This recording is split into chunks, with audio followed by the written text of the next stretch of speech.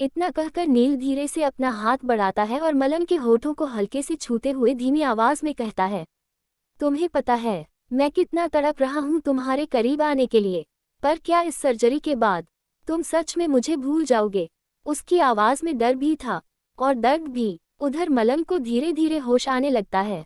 जैसे ही उसे एहसास होता है कि वो जाग रहा है, नील तुरंत अपना हाथ उसके होठों से हटा लेता है और खुद को संभाल कर सीधा बैठ जाता है। लेकिन अगले ही पल मलंग के पूरे शरीर में तेज दर्द उठता है। वो दर्द से जोर से चिल्ला पड़ता है। मलंग की आवाज सुनते ही नील घबरा जाता है।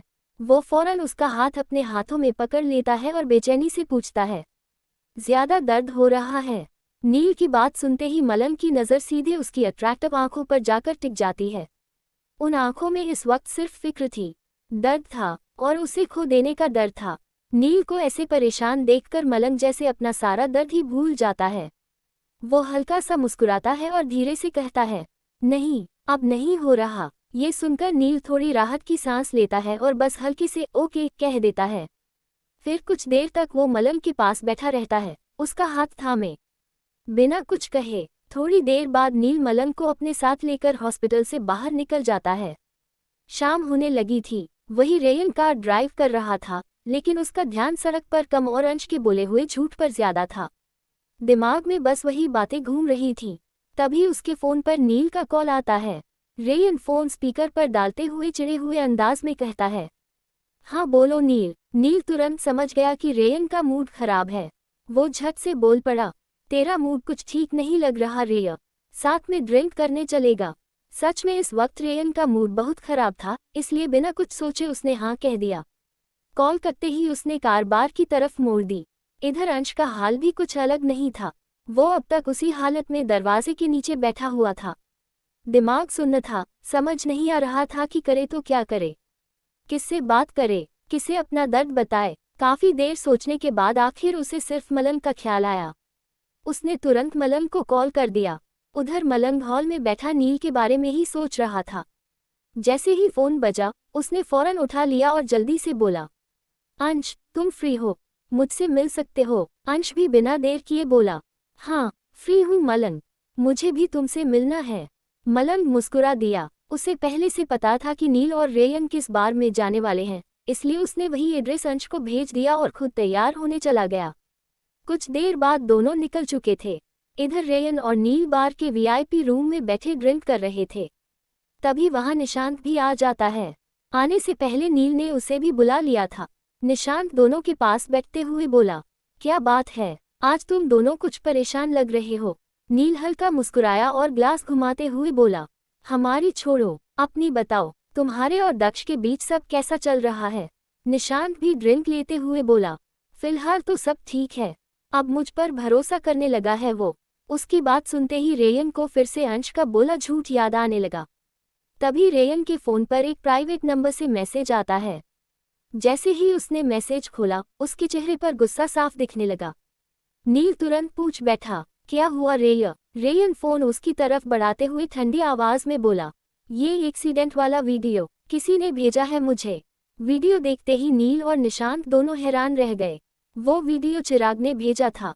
इधर अंश और मलंग भी बाहर पहुंच चुके थे। दोनों ने अपने लिए जूस ऑर्डर किया और बैठ गए। अंश कुछ बोलता उससे पहले ही मलंग ने उसका हाथ पकड़कर अपने दिल पर रख दिया और धीमे से बोला, क्या तुम्हें मेरी धड़कनें सुनाई दे रही हैं अंश? अंश हैरानी से उसकी आंखों में देखते हुए बोला, हाँ मलंग, पर तुम ऐसा क्यों पूछ रहे हो? मलंग उदास होकर उसका हाथ नीचे करता है और धीमे स्वर में कहता है, पता नहीं मुझे क्या हो गया है, बहुत अजीब सी फीलिंग हो रही है। मैं इससे दूर भागना चाहता हूँ, पर भाग नहीं पा रहा। अब लगता है उनके बिना मैं कुछ नहीं कर सकता। ना उनके पास रहना चाहता हूँ, ना उनसे दूर जाना चाहता हूँ। फिर उसने अंश का हाथ दोबारा थाम लिया। मैं बहुत कंफ्यूज हूँ अंश, तुम बताओ ना, मैं क्या करूँ? अंश उसकी बात सुनकर हैरानी से बोला, तुम्हें किसी से प्यार हो गया है? मलंग झट से घबरा गया, नहीं नहीं नहीं, मुझे किसी से प्यार नहीं हुआ, ये बस अट्रैक्शन है, प्यार व्यार कुछ नहीं। अंश मुस्कुराया, ठीक है बाबा, पर उसका नाम तो बताओ। मलंग थोड़ा हकलाते हुए बोला, वो रेयन सर है ना, उनके दोस्त नील सर। अंश बोला, वो तो बहुत अच्छे हैं। ये सुनते ही मलंग चिढ़ गया, बिल्कुल भी अच्छे नहीं हैं, उनसे घटिया इंसान मैंने आज तक नहीं देखा।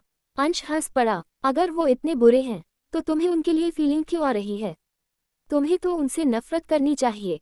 मलंग पाउट बनाकर बोला। बस इसलिए तो कंफ्यूज हूँ। अंश प्यार से उसका हाथ दबाते हुए बोला। कोई बात नहीं, धीरे धीरे तुम खुद समझ जाओगे। मलंग भी हल्का मुस्कुराकर हाँ कह देता है।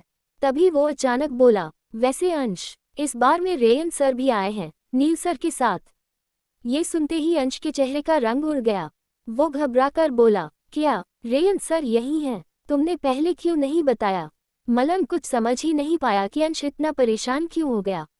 अंश जल्दी से खड़ा हुआ। हमें अभी निकलना होगा, अगर उन्होंने देख लिया तो प्रॉब्लम हो जाएगी। मलंग ने ज्यादा सवाल नहीं किया और उसके साथ बाहर निकल गया। लेकिन जैसे ही दोनों बार से बाहर निकले, सामने चिराग खड़ा था। अंश ने उसे देखकर कोई खास रिएक्शन नहीं दिया। चिराग मलंग की तरफ देखकर बोला, तुम जाओ, अंश को मैं घर छोड़ दूंगा। मलंग ने फिलहाल हाँ कर दी, अंश को बाय कहा और चला गया। मलंग के जाते ही चिराग ने अंश का हाथ पकड़ लिया और बोला, तुम्हें वीडियो पर यकीन नहीं है ना? शायद जब रेयन खुद अपने मुंह से कहेगा तब यकीन आ जाएगा। इतना कहकर वो अंश को अपने साथ अंदर ले जाने लगा। अंश बिना कुछ पूछे उसके साथ चल पड़ा। चिराग पहले ही सब प्लान कर चुका था। जिस वीआईपी रूम में रेयन, नील और निशांत बैठे थे, वहां उसने मिनी कैमरा लगा रखा था ताकि सब रिकॉर्ड हो सके। वो अंश को दूसरे वीआईपी रूम में ले गया, जहां पहले से बड़ा प्रोजेक्टर लगा था। स्क्रीन पर लाइव वीडियो चल रहा था। उधर रेयन गुस्से में निशांत पर चिल्ला रहा था, तुम इतनी बड़ी लापरवाही कैसे कर सकते हो निशांत? मैंने कहा था ये वीडियो कभी बाहर नहीं आना चाहिए, फिर कैसे हुआ ये? निशांत घबरा कर बोला, बॉस, ये वीडियो डिलीट हो चुका था। मुझे खुद समझ नहीं आ रहा ये कैसे हो सकता है। तभी नील ने रेयन के कंधे पर हाथ रखा। काम डाउन रेयन, फिक्र मत करो। लेकिन रेयन गुस्से में ही बोला, कैसे काम डाउन करूं नील? अगर अंश के सामने ये बात आ गई कि मैंने उसके पेरेंट्स का एक्सीडेंट किया था तो वो मुझसे दूर हो जाएगा। ये सुनते ही अंश की आंखों से आंसू बहने लगे। उसके पैरों तले जैसे जमीन खिसक गई। वो वहीं फ्लोर पर बैठ गया और टूटकर रोने लगा। चिराग भागता हुआ उसके पास आया, घुटनों के बल बैठा और उसे अपनी बाहों में भरते हुए बोला, सॉरी अंश, मैं तुम्हें हर्ट नहीं करना चाहता था, लेकिन ये सच जानना तुम्हारे लिए जरूरी था। अंश रोते हुए टूटी आवाज में बोला, रेयन ऐसा कैसे कर सकते हैं चिराग? वो मेरे पापा मम्मा की जान कैसे ले सकते हैं? उन्होंने मुझे धोखा दिया है। इतना कहते ही वो फूट फूट कर रोने लगा। चिराग उसके बाल सहलाते हुए मन ही मन मुस्कुराया। बस अंश, कुछ पल और ये दर्द सह लो, फिर मैं तुम्हें रेयन की जिंदगी से निकाल कर सिर्फ अपना बना लूंगा। वही अंश ये सब सुन बस रोए जा रहा था तो चिराग अंश से दूर हो उसके आंखों से आंसू पोंछते हुए कहता है, अंश, जिसने तुम्हारे पेरेंट्स की जान ली है तुम उसको ऐसे ही जाने मत दो, तुम्हें उन्हें सजा दिलवाना चाहिए। तो अंश कुछ सोचते हुए कहता है, क्या हम इस बारे में बाद में बात करें चिराग? अभी मुझे कुछ देर अकेला रहना है। अंश का बात सुन चिराग ठीक है कह देता है। वही अंश खड़ा हो विपरूम से निकल बार के बाहर चला जाता है और रोड के बीचों बीच चलते हुए रेयन के साथ बिताया हुआ एक एक पल उसके आंखों के सामने आ रहा था और याद करते हुए वो खुद में कहता है, मैं इतने दिनों से रेयन के साथ था, वो मुझे सच बता सकते थे पर वो नहीं बताए क्यों? फिर खुद पर गुस्सा करते हुए कहता है, और मैं उस इंसान से प्यार कैसे कर सकता हूँ जो मेरे पापा मम्मा का खून किए हो? वो खुद में बढ़ करते हुए रोड पर चले जा रहा था। तभी सामने से एक कार आ रहा होता है और रोड पर अंश को चलता देख कार का ड्राइवर हॉर्न भी मार रहा था पर अंश को किसी बात का होश ही नहीं था। कार अंश के नजदीक आ ही गया था कि कोई अंश का हाथ मजबूती से पकड़ अपने बाहों में खींचते हुए रोड के किनारे ले आता है और अब जाकर अंश को होश आता है और जैसे ही अंश उस आदमी से दूर हुआ उसे अपने सामने रेयान नजर आता है। रेयन को देखते ही अंश के आंखों से आंसू और तेजी से बहना शुरू हो गया था। वही रेयान अंश को अपने सीने से लगा उसके बालों को प्यार से सहलाते हुए परेशानी भरी आवाज में कहता है, अंश तुम ठीक हो ना और यहाँ क्या कर रहे हो? रेयन के सीने से लगते ही अंश एक पल के लिए सब कुछ भूल जाता है और बस रेयन को कस के पकड़ सुकून का सांस ले रहा था। पर जैसे ही उसे याद आया वो रेयन को खुद से दूर कर कहता है, हाँ मैं ठीक हूँ। बस इतना कह वो अपने नजरों को नीचे झुका लेता है। वही रेयन को अंश का बर्ताव थोड़ा अजीब लग रहा था तो वो अंश के चेहरे को ऊपर कर उसके आंखों में देखते हुए कहता है, कुछ हुआ है क्या अंश? तो अंश रेयन का हाथ अपने चेहरे से हटा कहता है, नहीं बस मुझे मेरे घर जाना है। ये सुन रेयन ठीक है कह देता है और अपने कार के पास जा ड्राइविंग सीट में बैठ कार ड्राइव करते हुए अंश के पास ले आता है तो अंश भी कार के अंदर बैठ जाता है। उसके बैठते ही रेयन कार स्टार्ट कर निकल जाता है। पूरे रास्ते अंश चुप था और रेयन भी उसे कोई सवाल नहीं किया और इसी तरह अंश का घर आ जाता है। तो अंश कार से उतरने वाला था, तभी रेयन अंश का हाथ पकड़ उसे रोकते हुए कहता है, मैं तुम्हारे घर पर रुक जाऊं? तो वही अंश कहता है, नहीं, कल मॉर्निंग में जन्नत भी आ जाएगी। तो रेयन ठीक है कह देता है। वही अंश वापस कार का दरवाजा खोलने को था, तभी रेयन अंश के करीब जा उसके चेहरे को पकड़ अपने तरफ मोड़ उसके होठों को प्यार से चूमने लगता है। और अंश वो कुछ रिएक्ट कर ही नहीं पाया।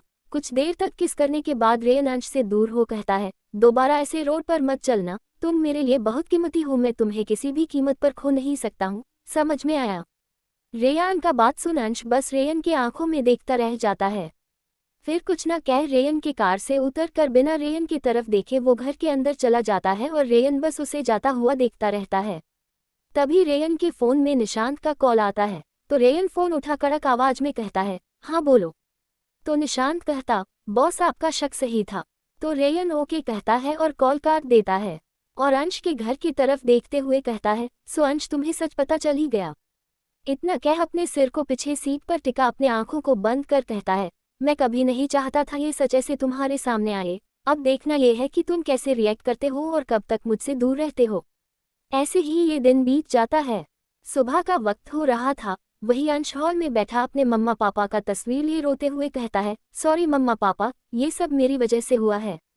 रेयन ऐसा कैसे कर सकते हैं मेरे साथ, मैं क्या करूं, मुझे कुछ समझ नहीं आ रहा है।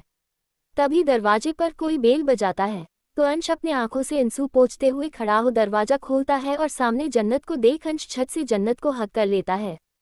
वही जन्नत मुस्कुराते हुए कहती है, क्या हो गया मेरे शैतान भाई को, ऐसे इमोशनल क्यों हो रहे हो?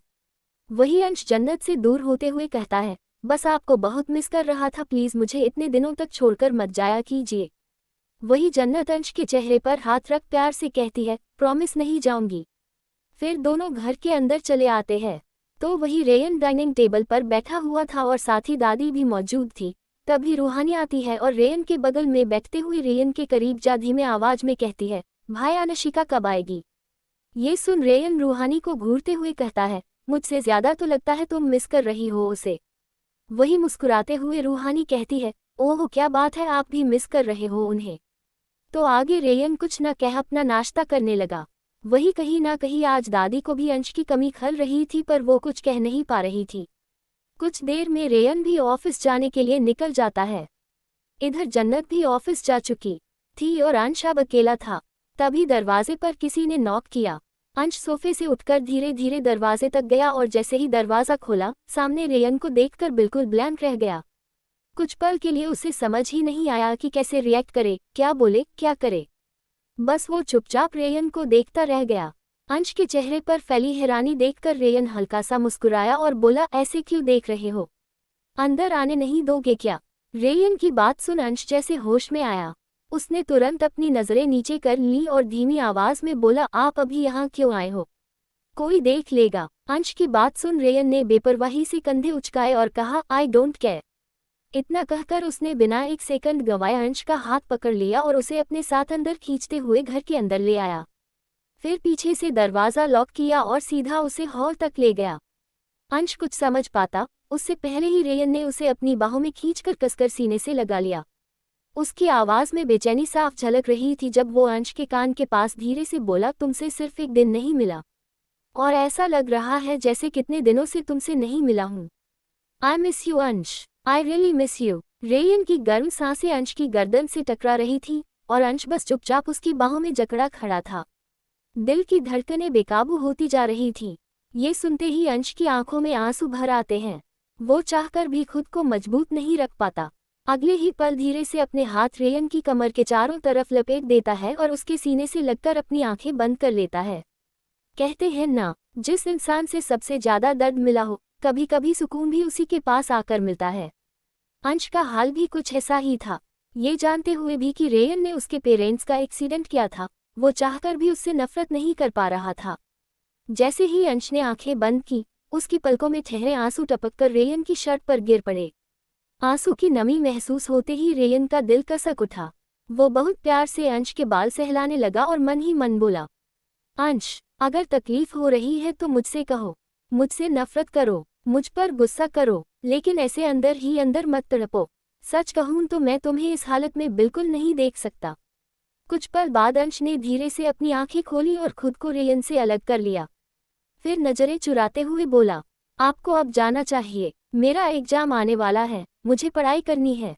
ये सुनकर रेयन आराम से जाकर सोफे पर बैठ गया और बिल्कुल नॉर्मल अंदाज में बोला, फाइन, तुम पढ़ो, मैं तुम्हें परेशान नहीं करूंगा। अंश ने उसे घूर कर देखा, फिर हल्का सा चिढ़ते हुए बोला, पर मुझे आपके यहाँ होने से ही परेशानी होगी, इसलिए आप अभी जाओ। तो रेयन उठकर सीधे अंश के पास आया। उसने अंश की कमर पकड़कर उसे अपने बेहद करीब खींच लिया और हल्की मुस्कान के साथ बोला, ठीक है स्वीट हार्ट, चला जाऊंगा, लेकिन एक शर्त पर। अंश उसके इतने करीब आते ही थोड़ा घबरा गया। वो उसकी आंखों में देखते हुए बोला, क्या शर्त? रेयन ने बिना नजरें हटाए धीरे से कहा, शाम को मुझसे मिलने लाइट हाउस आओगे, तभी जाऊंगा। ये सुनते ही अंश ने जल्दी से जवाब दिया, ठीक है, आ जाऊंगा, अब आप जाइए। अंश की बात सुन रेयन के होंठों पर गहरी मुस्कान आ गई। वो झुककर प्यार से अंश के गाल पर किस करता है और कहता है, गुड बॉय। इतना कहकर रेयन वहां से निकल जाता है। रेयन के जाते ही अंश जल्दी से दरवाजा बंद करता है, फिर अपने गाल को छूते हुए खुद से बुदबुदाता है, ये मैं क्या कर रहा हूँ। उसका दिल तेज धड़क रहा था और दिमाग पूरी तरह उलझ चुका था। वहीं दूसरी तरफ रेयन कार में बैठता है, इंजन स्टार्ट करता है और स्टीयरिंग पकड़ते हुए हल्की गंभीर आवाज में खुद से कहता है, बस अंश, मुझे ये पता चल जाए कि आखिर तुम्हारे दिमाग में चल क्या रहा है। तो वहीं दूसरी तरफ नील सोफे पर बैठा अपने लैपटॉप में काम कर रहा था। मलंग की तबीयत ठीक नहीं थी और जब से नील को ये बात पता चली थी तब से वो ज्यादातर ऑफिस का काम घर से ही करने लगा था। उधर मलंग धीरे धीरे हॉल में आया। उसकी नज़र जैसे ही नील पर पड़ी, जो पूरी तरह काम में डूबा हुआ था, वो कुछ पल बस उसे देखता रह गया। फिर मन ही मन उदास होकर सोचने लगा, क्या सच में मुझे नील सर से प्यार हो गया है? और अगर हाँ, तो क्या नील सर कभी मुझसे प्यार करेंगे? इन्हीं ख्यालों में खोया वो जाकर सामने वाले सोफे पर चुपचाप बैठ गया।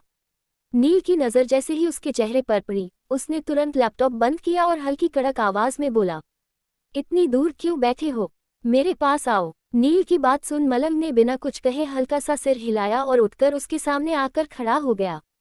अगले ही पल नील ने उसका हाथ पकड़कर अपनी तरफ खींचा और उसे सीधा अपनी गोद में बैठा लिया।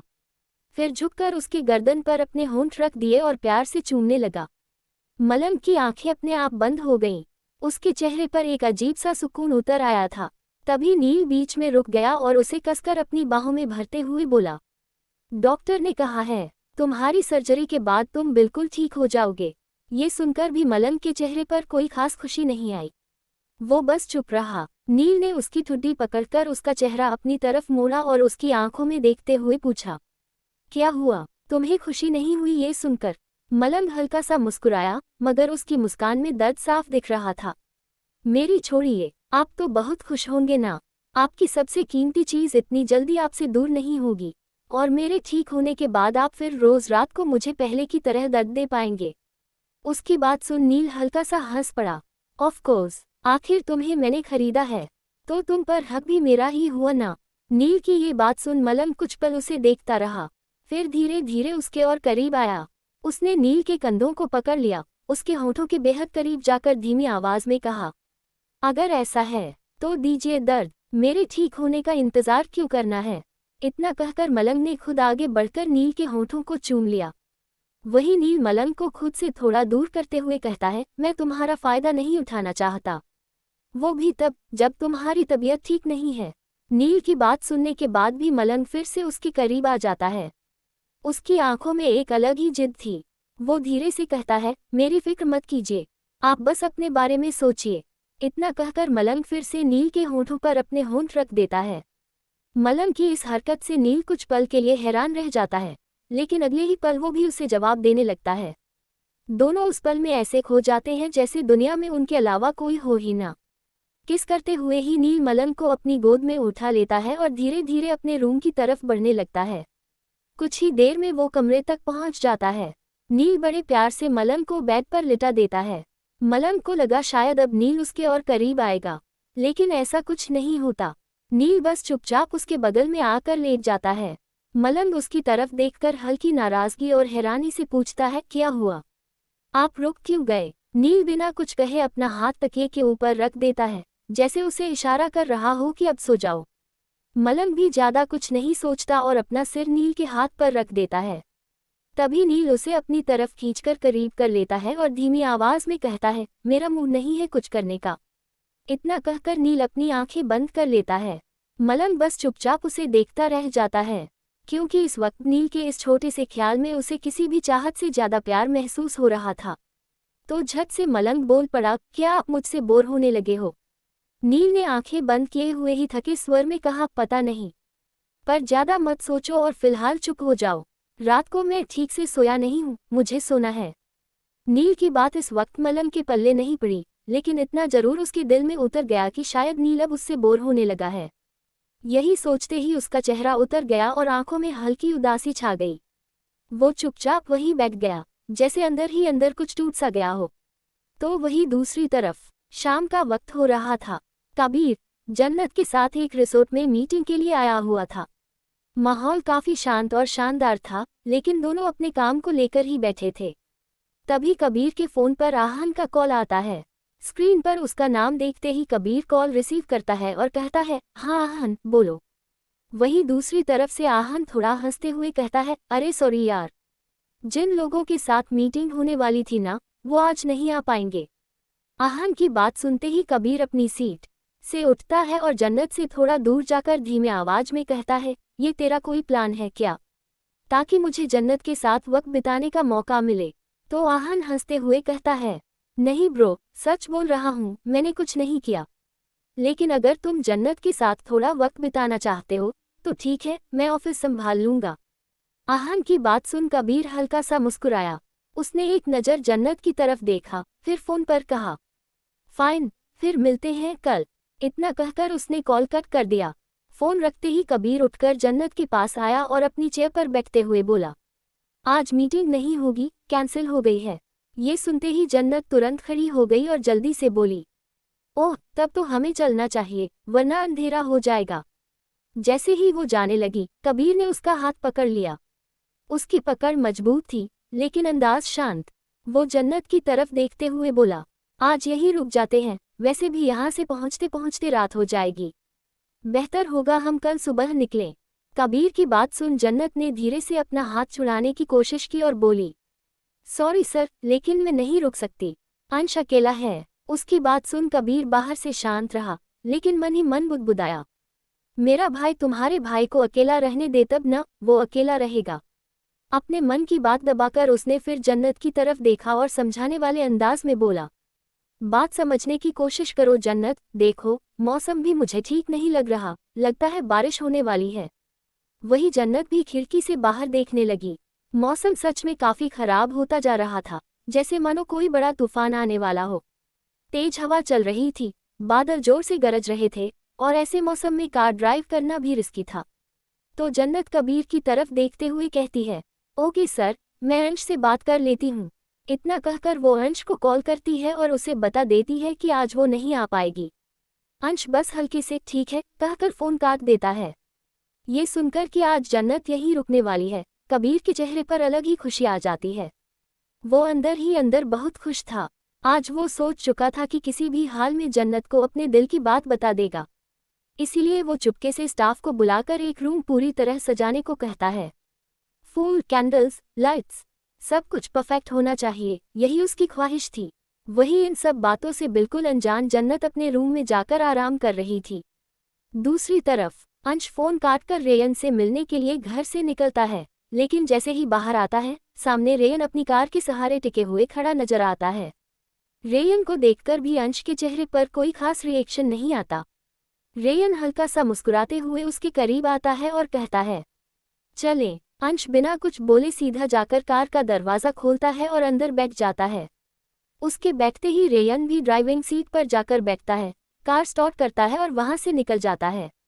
कुछ देर बाद रेयन अंश को लेकर एक लेजर रेस्टोरेंट पहुंचता है। यहाँ आने से पहले ही उसने पूरा रेस्टोरेंट बुक कर लिया था, ताकि कोई उन्हें डिस्टर्ब ना करे। थोड़ी देर में खाना टेबल पर लग जाता है, लेकिन यहाँ भी अंश पूरी तरह खामोश बैठा था। ना उसने कोई बात की, ना रेयन की तरफ ठीक से देखा, बस चुपचाप थोड़ा सा खाना खाया। फिर अचानक वो खड़ा हुआ और ठंडी आवाज में बोला, मेरा हो गया, अब मुझे घर जाना है। अंश की बात सुनकर रेयन कुछ पल उसे देखता रहा, फिर खुद को संभालते हुए बोला, ठीक है। दोनों बाहर आ जाते हैं।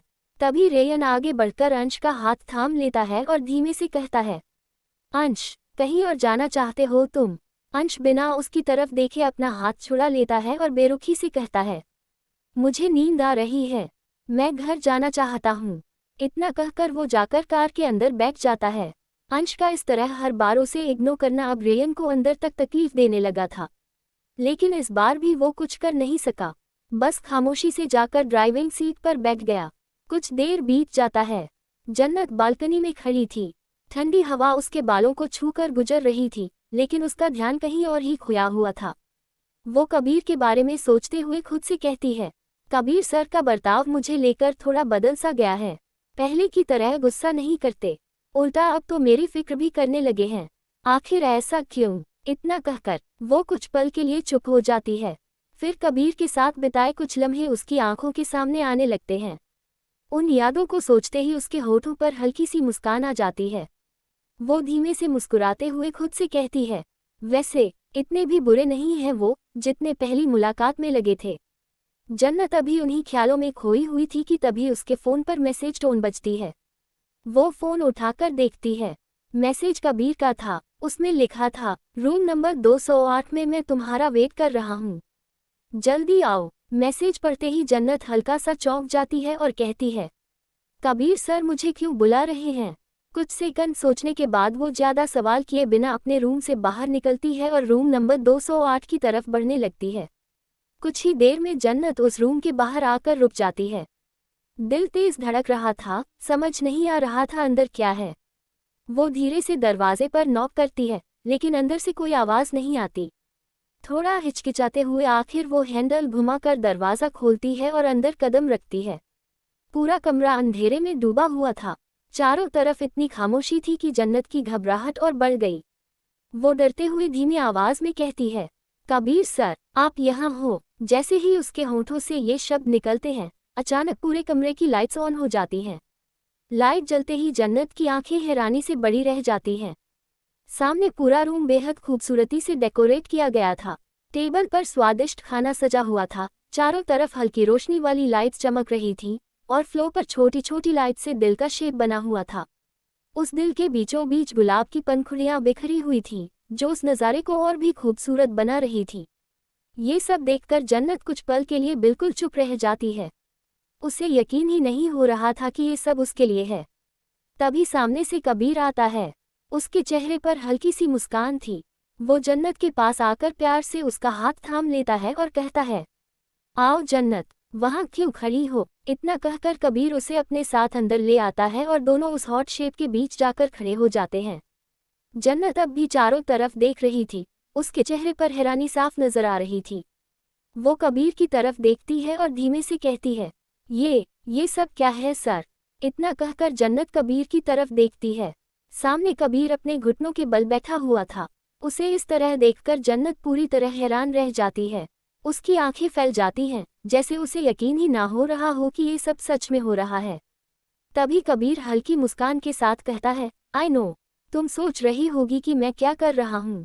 फिर वो धीरे से अपना हाथ जन्नत की तरफ बढ़ाता है और उसकी आंखों में देखते हुए कहता है, जन्नत, मुझे खुद पता ही नहीं चला कि कब तुम मेरी एम्प्लॉय से मेरी जिंदगी का सबसे इम्पोर्टेंट हिस्सा बन गई। काफी दिनों से मैं तुमसे ये कहना चाहता था। कबीर एक पल रुकता है, फिर गहरी सांस लेकर कहता है, विल यू मैरी मी जन्नत? Because I love you. Kabir के मुंह से ये शब्द सुनते ही जन्नत जैसे वही जमसी जाती है। उसका दिल तेजी से धड़कने लगता है। उसने कभी सोचा भी नहीं था कि कबीर उसे इस तरह अचानक प्रपोज करेगा। उसके होंठ हल्का सा खुले रह जाते हैं, पर आवाज़ जैसे गले में ही अटक जाती है। उसे समझ ही नहीं आता कि इस वक्त क्या कहे, कैसे रिएक्ट करे। वही कबीर जन्नत के चेहरे पर छाई हैरानी देखकर धीरे से उठ खड़ा होता है। फिर वो नरमी से उसका बाजू पकड़कर कहता है, अगर तुम अभी जवाब नहीं देना चाहती हो तो कोई बात नहीं, हम इस बारे में बाद में बात करेंगे। फिलहाल चलो डिनर करते हैं। इतना कहकर कबीर जन्नत को देखता है, जबकि जन्नत अब भी उसी पल में खोई खड़ी थी। उसे अभी तक यकीन नहीं हो रहा था कि कबीर ने सच में उसे अपने प्यार का इजहार किया है।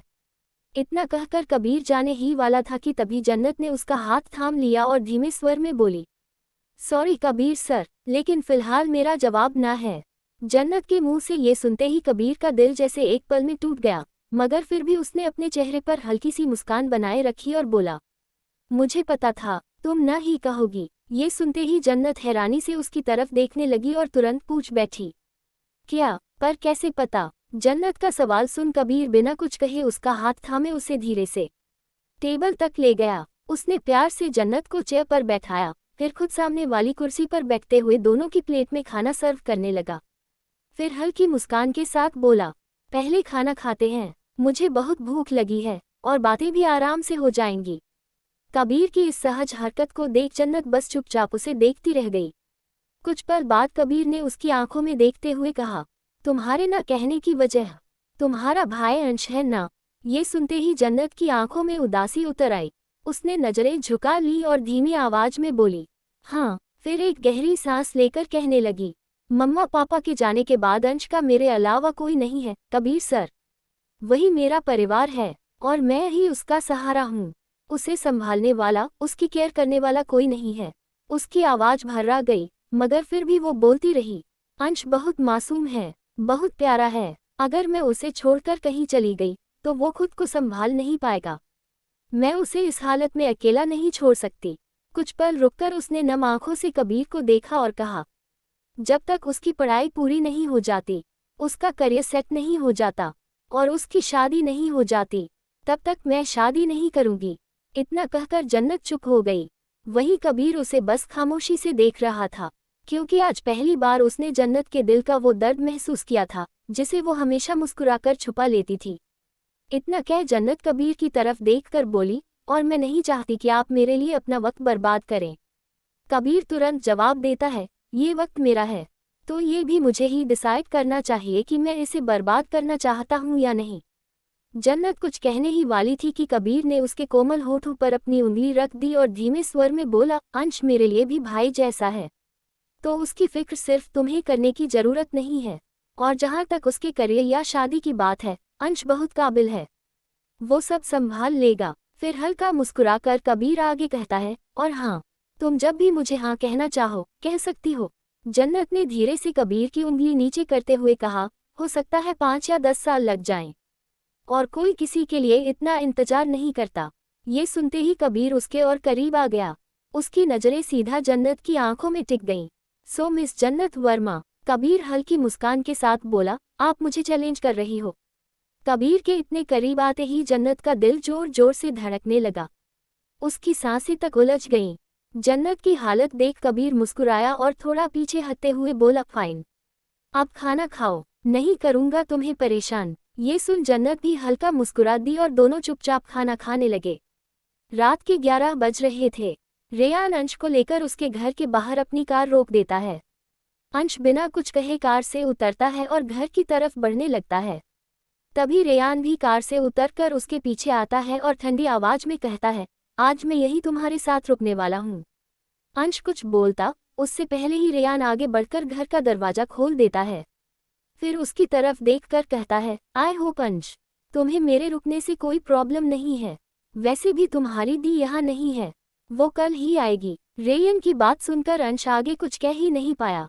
रेयन पहले ही निशान से अपने कपड़े अंश के घर भिजवाने को कह चुका था, इसलिए कपड़े बदलकर वो आराम से अंश के बेड पर बैठा उसका इंतजार कर रहा था।